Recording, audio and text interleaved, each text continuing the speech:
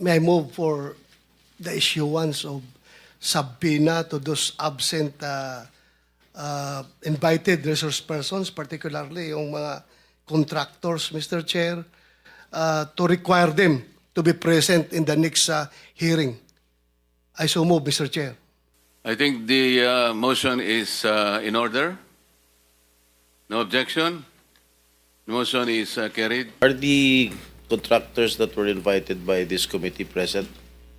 Are all of them present here? 11 responded, but only 7, according to the Director General, managed to send representatives. Why? What happened? Ramihan sa kanila, Senator Jinggoy, nagkasakit lahat.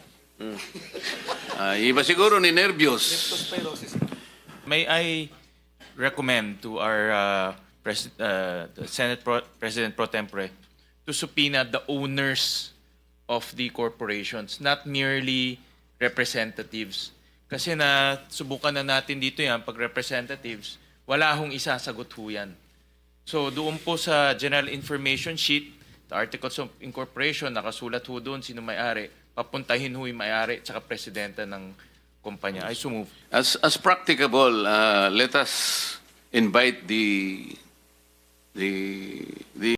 owners, the head, the most responsible officer of the corporations involved. Pero kung halimbawa talaga namang may legal excuses, ang ipadadala nila somebody who can bind the corporation, yung makakasagot din sa atin, to be practical.